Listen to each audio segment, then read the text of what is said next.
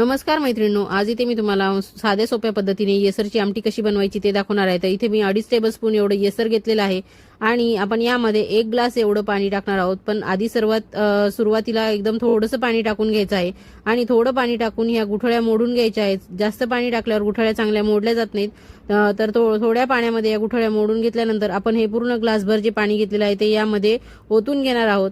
तर आपल्याला ही आमटी पातळ अशी करायची आहे, त्यामुळे अजून अर्धा ग्लास पाणी मी यामध्ये टाकून घेणार आहे। तर छान असं हे आपलं मिश्रण तयार झालेलं आहे। तर आता आपण फोडणी तयार करून घेऊया। तर फोडणीसाठी इथे मी 2 पळ्या तेल टाकून घेतलेलं आहे, त्यामध्ये मोहरी टाकून घेतलेली आहे। मोहरी चांगली तडतडली की आपण थोडेसे जिरे टाकून घेणार आहोत। हिंग आज माझ्याकडे नव्हता, तुमच्याकडे असेल तर नक्की टाका। कढीपत्ता सुद्धा तुम्ही टाकून घेऊ शकता, तोही माझ्याकडे आज अवेलेबल नव्हता।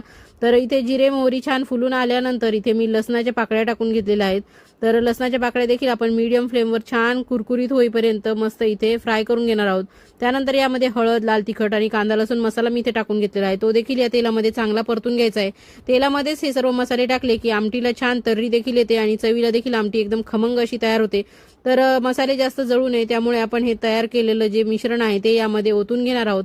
तर रंग तुम्ही बघू शकता की किती मस्त आलेला आहे आणि खायला देखील ही आमटी एकदम खमंग आणि लाजवाब अशी लागते।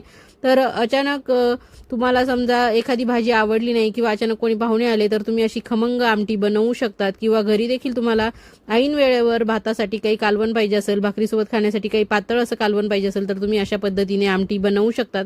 आणि इथे मी बघा चवीपुरतं मीठ टाकून घेतलेलं आहे आणि मीठ टाकल्यानंतर जे आपण आमटी केलेली आहे त्याला उकळी छान लवकर फुटेल। तर इथे आपण चांगली उकळी काढून घेणार आहोत मीडियम फ्लेमवरती। तर इथे तुम्ही बघू शकतात की मस्त यावरती असा फेस आलेला आहे, तर आपली आमटी छान उकळत आहे। तर आमटी चांगली उकळलेली आहे। तर इथे मी आता मस्त बघा खळखळ आमटी उकळल्यानंतर यावरती कोथिंबीर टाकून घेणार आहे आणि अजून 2 मिनिटांसाठी ही आमटी उकळू देणार आहे आणि नंतर ही गॅस बंद करून सर्व करणार आहे। तर तुम्ही देखील अशा पद्धतीने छान येसराची आमटी बनवू शकता। तर नक्की ट्राय करा। येसरचा व्हिडिओ मी अपलोड केलेला आहे आणि आमटी देखील तुम्ही बनवून बघा, नक्कीच एकदम मस्त तयार झालेली आहे। थँक्यू।